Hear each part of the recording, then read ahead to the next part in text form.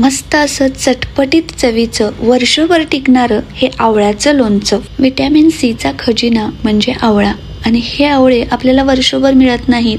ज्या सीझनमध्ये आवळे मिळतात त्या सीझनमध्ये आपण वर्षभर टिकणारी आवळ्याची रेसिपी बनवून ठेवली की आपल्याला वर्षभर आवळेही खायला मिळतात आणि व्हिटॅमिन सी ही मिळतं. तसेच हे आवळ्याचे लोणचे दाखवण्यासाठीही खूपच कमेंट्स आल्या होत्या. म्हणूनच आज मी मस्त असं चटपटीत चवीचं वर्षोनुवर्ष टिकणारं आवळ्याचं लोणचं बनवलं आहे. नमस्ते, मी सत्याच रेसिपी मराठी या चॅनलवर आपले खूप खूप खूप मनापासून स्वागत आहे. हे आवळ्याचं लोणचं बनवण्यासाठी मी येथे 1 किलो मीडियम साईजचे मोर आवळे आणले. हे आवळे मिठाच्या पाण्यामध्ये पहिल्यांदा स्वच्छ धुवून घेतले आणि त्यानंतर कॉटनच्या कपड्याने पुसून पूर्णपणे कोरडे करून घेतले.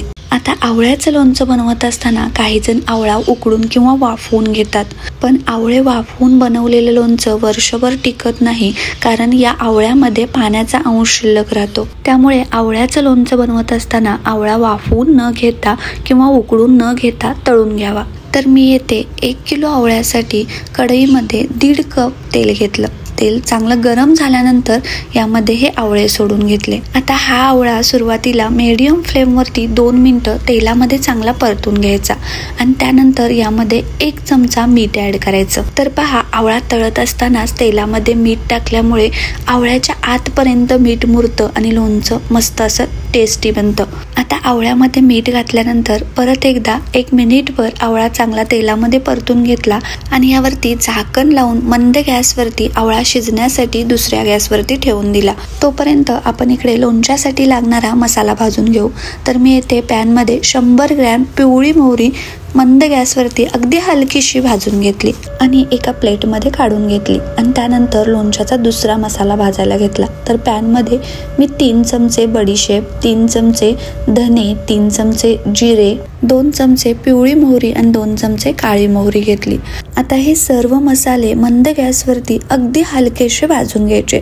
खूप जास्त करपायचे नाही किंवा लाल डाग पडेपर्यंत भाजायचे नाहीत, कारण मसाले जास्त भाजले गेले तर लोणच्यातील मसाला कडवट लागतो. त्यामुळे अगदी 1 मिनिटभर हे मसाले मंद गॅसवरती भाजून घेतले. आता इकडे जवळपास 4 ते 5 मिनिटं आवळे तेलामध्ये मस्त असे शिजले गेले आहेत. तर या आवळ्याच्या पाकळ्या चमच्याने अगदी सहज वेगळ्या होतात इतपत हा आवळा शिजला आहे. आता हा आवळा तेलातून काढून घेऊ. तेलातून काढल्यानंतर आवळ्याला तेल खूप लागलेलं असतं, त्यामुळे आवळ्यातील तेल पूर्णपणे नितळून घ्यायचं आणि आवळा पहा तेलामध्ये मस्त असा फुलला आहे आणि याच्या पाकळ्या अगदी अलगद वेगळ्या करता येतील इतपत शिजला आहे. आता आवळा तळून काढल्यानंतर राहिलेले जे शिल्लक तेल आहे ते चांगलं कडकडीत गरम होईपर्यंत, धूर सुटेपर्यंत गरम करायचं, कारण आवळा तळल्यानंतर या आवळ्यातील आर्द्रता तेलामध्ये असते आणि लगेचच गॅस बंद केलं तर लोणच्याला कुबट वास येऊ शकतो. त्यामुळे चांगलं धूर सुटेपर्यंत गरम करून घेतलं आणि गॅस बंद केलं. आता आवळा पहा चमच्याने अगदी हलकासा दाब दिल्यानंतर याच्या पाकळ्या वेगळ्या होतात,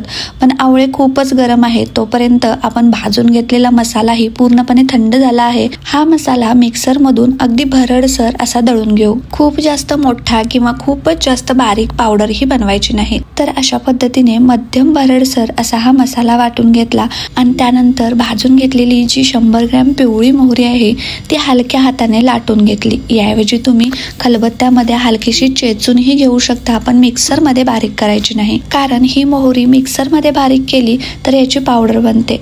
त्यामुळे चेचून घ्या किंवा याऐवजी तुम्ही डायरेक्ट मोहरीची डाळ जरी विकत आणली तरीही चालू शकतं, पण माझ्याकडे मोहरी होती त्यामुळे मी डाळ आणलेली नाही. आता इकडे तळून घेतलेले आवळे थंड झाले आहेत. यातील बिया काढून टाकल्या आणि पाकळ्या वेगळ्या केल्या. आता या आवळ्याला मस्त अशी चटपटीत फोडणी दिली की आपलं लोणचं तयार झालं. आता हे आवळे तळून जे शिल्लक राहिलेलं तेल आहे ते हलकसं कोमट करून घ्यायचं. खूप जास्त गरम करायचं नाही, तर तेलामध्ये मिरची पावडर आणि मसाले ऍड केल्यानंतर करपणार नाहीत इतपत कोमट करायचं आणि त्यानंतर गॅस बंद करून यामध्ये 4 चमचे काश्मीरी लाल मिरची पावडर, 1 चमचा बेडगी मिरची पावडर आणि 3 चमचे मीठ ऍड केलं. आवळे तळत असताना आपण 1 चमचा मीठ ऍड केलं होतं, त्यामुळे फोडणीमध्ये 3च चमचे मीठ ऍड केलं. त्याचबरोबर 1 चमचा हिंग, अर्धी वाटी बारीक किसून घेतलेला गूळ, भाजून बारीक केलेले मसाले आणि कुटून घेतलेली मोहरी ऍड केली. तर मला हे लोणचं खूप जास्त गोड आवडत नाही, त्यामुळे मी अर्धी वाटीच किसलेला गूळ ऍड केला आहे.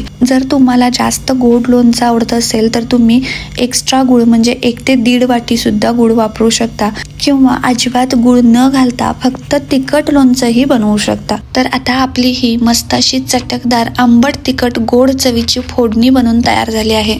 आता या फोडणीमध्ये आपण तयार करून घेतलेल्या आवळ्याच्या पाकळ्या ऍड करायच्या आणि मसाल्यामध्ये आवळा चांगला मिक्स करून घ्यायचा. तर हे लोणचं थोडंसं गोड लागण्यासाठी आपण कोमट तेलामध्येच गूळ घातला होता, पण तुम्हाला जर गुळाऐवजी साखर घालायची असेल तर मात्र साखर कोमट तेलामध्ये न घालता लोणचं मसाल्यामध्ये मिक्स केल्यानंतर ऍड करायची. आता लोणचं पूर्णपणे तयार झाल्यानंतर या लोणच्याला अजून जास्त चटपटीतपणा येण्यासाठी मी यामध्ये 2 लिंबूचा रस ऍड केला. लिंबूमुळे लोणचं चटपटीत तर बनतंच, त्याचबरोबर लिंबू हा प्रिझर्वेटिव्हचं कामही करतो. त्यामुळे मी या लोणच्यामध्ये 2 रसरशीत लिंबूंचा रस ऍड केला आणि हे लोणचं चांगलं मिक्स करून घेतलं.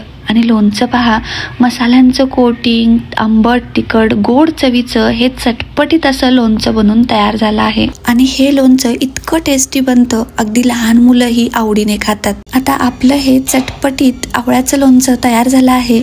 बघताच क्षणी तुम्हालाही खाण्याची इच्छा होते ना. आता हे लोणचं मी एका बाउलमध्ये काढून घेतलं आणि झाकण लावून मुरण्यासाठी 10 मिनिटं बाजूला ठेवून दिलं. त्यानंतर हे लोणचं वर्षभर टिकण्यासाठी आपण ज्या भरणीमध्ये लोणचं भरतो ती भरणी निर्जंतुक करणं खूप महत्त्वाचं असतं. तर मी एक काचेची भरणी घेतली आणि ही भरणी निर्जंतुक करण्यासाठी एका प्लेटमध्ये विस्तव घेतला आणि या विस्तवावरती अर्धा चमचा हिंग टाकला आणि ही हिंगाची धुरी भरणीच्या आतमध्ये दिली. अशा पद्धतीने भरणीला हिंगाची धुरी दिल्यामुळे भरणी निर्जंतुक होते आणि लोणचं खूप काळापर्यंत टिकतं. तसेच सुरुवातीला या भरणीमध्ये पाण्याचा अंश राहू नये यासाठी मी धुवून उन्हामध्ये सुकवून घेतली होती. तर अशा पद्धतीने ही भरणी तयार करून घेतल्यामुळे लोणचं अजिबात खराब होत नाही. आता इकडे साधारणपणे 10 ते 15 मिनिटात या लोणच्याला तेल किती छान सुटलं आहे पहा. जसा वेळ जातो तसं या लोणच्यातील तेल तरंगून वर येतं आणि लोणच्याच्या फोडी तळाला बसतात. जर हे लोणचं बनवल्यानंतर तुम्हाला जर तेल खूपच कमी वाटत असेल तर तुम्ही परत तेल कडकडीत गरम करून थंड करून या लोणच्यामध्ये ऍड करू शकता. आता हे आपलं तयार चटकदार लोणचं या निर्जंतुक केलेल्या बरणीमध्ये भरून घेऊ. आणि हे व्हिटॅमिन सीचं खजिना असणारं आवळ्याचं लोणचं दररोज 1 तरी फोड खाल्ल्यामुळे त्वचेची कांती सुधारते, केस लांब आणि चमकदार बनतात. असे हजारो फायदे या आवळ्यापासून मिळतात. चला तर ह्या आवळ्याच्या लोणच्याची रेसिपी तुम्हाला थोडी जरी आवडली असेल तर पटकन एक लाईक करा आणि कमेंट्स करून सांगायलाही विसरू नका कसे बनले आहे ते. चला तर परत भेटू अशाच नवनवीन पारंपरिक परफेक्ट रेसिपी घेऊन. तोपर्यंत बाय बाय.